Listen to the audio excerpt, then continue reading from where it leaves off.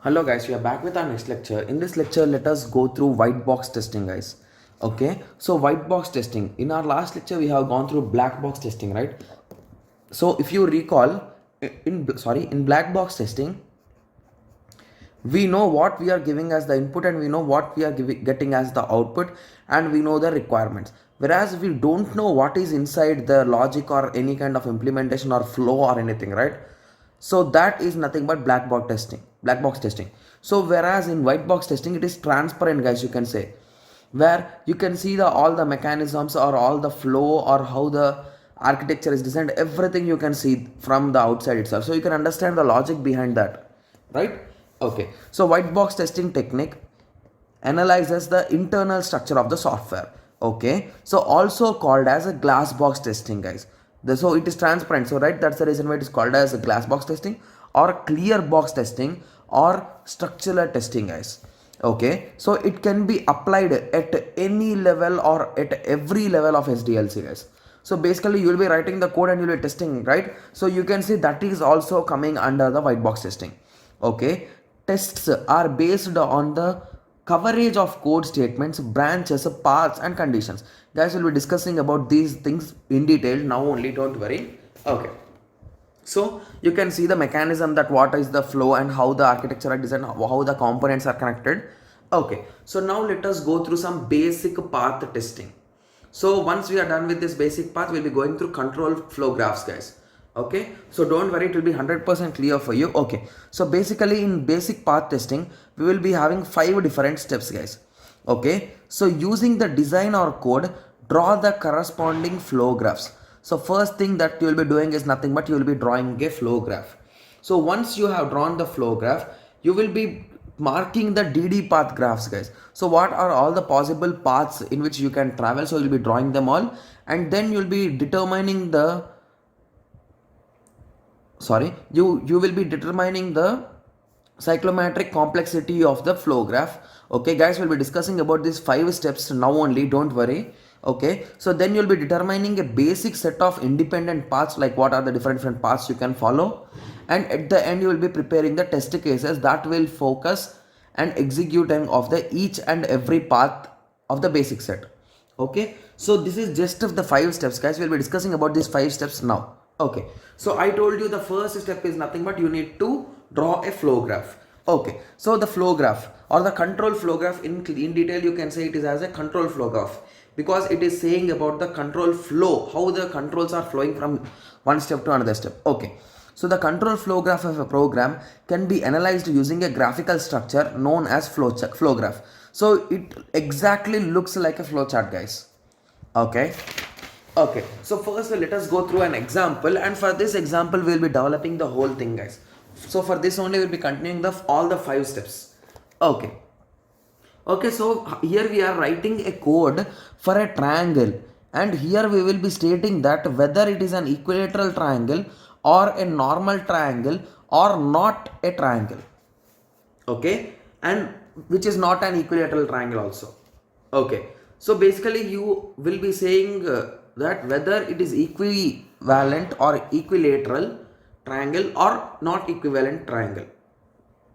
Okay, okay, so now let us go through the theoretical parts, guys. Okay, so the code will be in this way, guys. So let us assume you are writing the code in Python or any kind of language like Ruby also, you can assume, guys, because this syntaxes is almost nearer to Python and Ruby. Okay, so initially you will be starting the program triangle.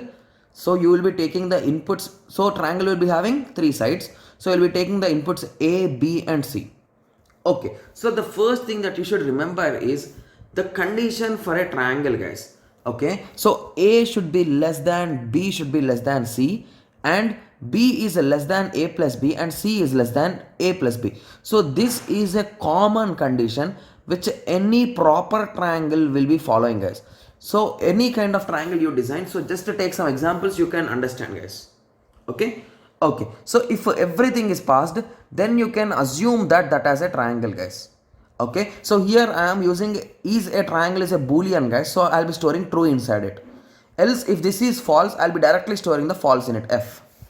Okay, So now we are ending this if else if, sorry, if statements. So end if. So after that you are starting another if. So based on the output that you got. So if is a triangle, if it is a triangle, then if A is equals to B and B is equals to C. So if A is equals to B and B is equals to C, then indirectly it's an equilateral triangle, right? So then output is equal to equivalent. And if else, output is equals to not a triangle. Okay, so here we wrote this part. So but I forgot to write about the not equilateral triangle, right? So a triangle can be equilateral or not equilateral, right? Or not a complete triangle. So we are having three different outputs here. Okay, so at line 12 you will be writing else output equal to not equivalent. So then you will equilateral. So after that you will be ending that if, and the else of this part of this if you will be writing here if output else output equal to not a triangle. Okay, so then you will be ending if and you will be ending the triangle function. Okay, so I hope everyone got some basic idea, right? So we are having totally two decision makings, guys. So here we are making a decision whether it is a triangle or not, and here we are making a decision that is nothing but whether it is an equilateral triangle or not equilateral triangle. Simple. Okay, so if you draw the flow chart, it will be in this way, guys. Okay, so the first step is nothing but the program. So if possible, please take a paper and write down this code, guys, because while explaining the flowchart it will be clear for you. So I did mention the line numbers also, so that we can just point out them in the graph. So the first step, guys, I'll be observing on the left side because it's on the program is on the left side. So I'll be reading it and we'll be understanding what we have drawn in this flow graph. Okay, so the first step is nothing but we initialize the program triangle, right? So after the next three steps are nothing but we took inputs. So after that is our decision, guys. So if it is true, we'll be going one direction, and if it is false, we'll be going another direction. So if it is true, we will be saying that it is a triangle. If it is not true, we will be thinking that it is not a triangle. Okay, guys, here we will not be printing anything, so please remember that. Okay, so once it is done, then you will be connecting to end if you will be closing this if else if statement, and then you will be moving on to your next decision. So here you will be checking whether the output that you got here, it is a triangle or not. If it is a triangle, you will be moving to this side. If it is not a triangle, you will be moving this side. So if it is not a triangle, you will be directly printing that it is not a triangle, right? So that is nothing but the step here. Okay, so I think, okay, that's what it is, 14, right? Sorry, I was just a bit confused. Okay, so if it is false, you'll be directly printing the 14th statement. 14th statement is nothing but it is not a triangle. Okay, so similarly, if it is true, you will be going through 10th. 10th is nothing but it will be checking whether the triangle is equilateral or not. So if equilateral, you will be printing is equilateral. If it is not equilateral, you will be printing not equilateral. So once it is done, you will be closing the if, and after that you will be going through 15. That is nothing but end of the triangle. Okay, so this is nothing but sink. So basically we have added one source and one sink, guys, at the end. Okay, so source is the starting and sink is the ending. Okay, so now let us convert this flow graph into a DD path graph, guys. I did inform you about a DD path graph, right? So DD path graph is nothing but a simple version of this whole graph. So here, if you observe, here we are having source. So write one source, and we are having one sink. You'll be writing one sink. Okay, so after that we are having here a sequence of steps, right? So combine them all and assume them as A, guys. Simple, right? So I'll be writing them here. So assume them as A after combining them. So we got A, and this is B, this is C, this is D, this is E, F, G, H, I, J, K, L, M. That is nothing but sink. So in this way you will be naming it, guys. So basically here there are a sequence of steps, whereas else anywhere we are not having any kind of combinations to combine things, guys. So that is the reason why we combined all of them and we made a simple DD path graph. Okay, so now if you recall the next step, we need to calculate a number or complexity that is nothing but cyclomatic complexity. So before going to that, let us go through some basic definition that is nothing but independent path. Okay, so basically an independent path is any path through the program that introduces at least one new set of processing statements. So if you ask me in this flow graph or DD path graph, how many paths are there, you might be asking me. So just observe me, guys. Guys will be discussing about this again, so don't worry. So initially you'll be starting at source, and let us go through the left part first. So you'll be going like this. you traversed. So that is the first path. The second path, similarly the third path. Okay, so these are the three main paths, guys. After that we can go from this side also. Okay, so in that way you will be having multiple paths, you can say. Okay, okay, so now let us continue. Okay, so now let us calculate the psychometric number. That is nothing but we are having three different formulas, guys. You can apply any one, or you can just recheck with applying every formula. Okay, it is quite simple. So here we have three methods. That is nothing but V of G is equals to E minus N plus 2P. That is nothing but E indicates the edges, N indicates the nodes, and P indicates connected components. Okay, say if you count for this graph, you will be getting 16 edges, 14 nodes, and 2 connected components. Okay, okay, so once you get those things, you'll be just you'll be getting only one connected component, guys. Okay, okay, so once you got that, you will be calculating it. So similarly, we are having a V of G is equals to predicate node plus 1. That is nothing but number of conditions. We are having 3 conditions, right? So 3 plus 1. Similarly, V of G is equals to number of regions also. So regions are nothing but a particular block. So here this is a locked region, right? So this is region 1. Here we are having in this shape, that is region 2, in this shape region 3, and the exterior whole part is region 4. So we are having 4 regions. So by using any of the formula, you will be ending up with the result of 4. Okay, so now let us try to find the independent paths, guys, from source to sink.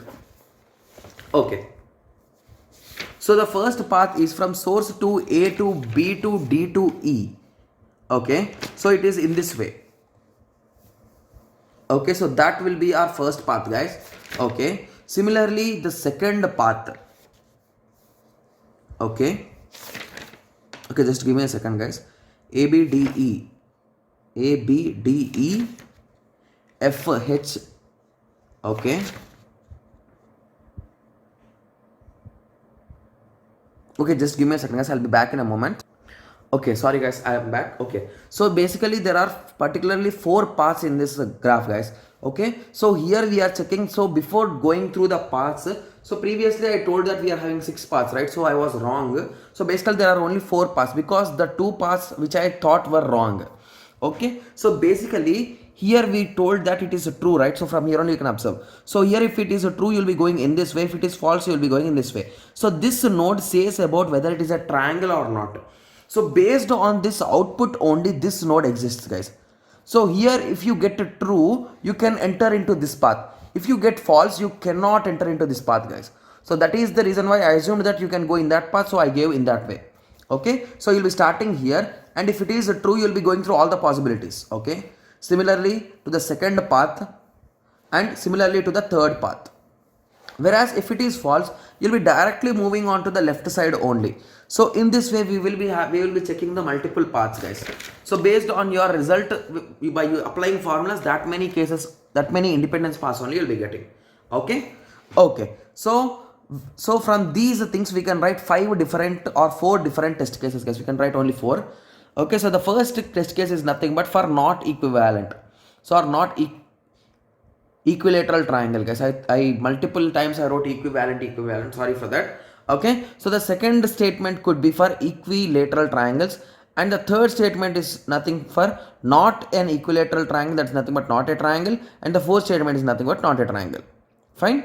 Okay, so these are the 4 mandatory cases, or you can even manage in 3 different cases also, like not equilateral, equilateral, and not a triangle, because the triangle is only divided into these 2, right? Okay, so that's the quite simple method. Okay, so I hope everyone got a small idea on this. So I think already the video has become a bit lengthy. Okay, better let us complete it, guys, because we will be done with one of the most important topic, right? Okay, let it go to 17 or 18 minutes also, it's fine. Okay, so just give me 2 to 3 minutes, I'll be completing it, guys, don't worry. Okay, so now the second type of method which they will be approaching in white box testing is nothing but control structure testing. So here you will be drawing the structures, guys. Okay, so here testing control structures is done here. Okay, so conditional testing is nothing but conditional testing tests the logical condition in the program, like the relations, like less than, greater than, equal to, with not operations, and operations, true or false with boolean. Okay, so you'll be checking those things. And the next will be data flow, guys. So how data is flowing? So data flow testing tests the path of the program according to the location, guys, okay, of the definitions, and uses the variables in the program. Okay, similarly we will be having loop testing. So basically, depending on the loops also, we will be considering some test cases.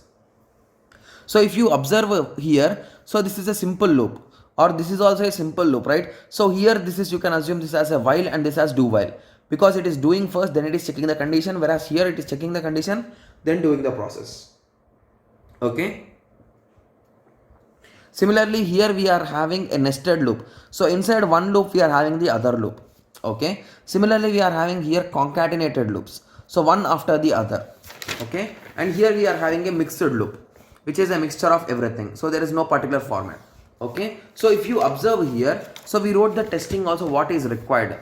So the first thing you should check is nothing but you should pass it for one time, and you should pass two pass, and you should pass m pass. So particularly you should pass for once, twice, and you should pass for some minimum number of times, and in one chance you should need to check the skipping, whether it is skipping or not. Okay, so in the next, for a nested, you will be checking whether the inside function is working properly, and it indirectly depends on the exterior and interior functions are both dependent, right? So you should check those dependencies based on the outputs. So basically for one after the other also, we'll be checking the same thing, skipping the loops, one pass, two pass, and m pass. Okay, so I hope everyone got some basic idea or clear idea about white box testing or glass testing. So in the next lecture, we will be going through some basics about object oriented testing methods. Okay, so let us meet in the next lecture. Thank you. Thanks for watching.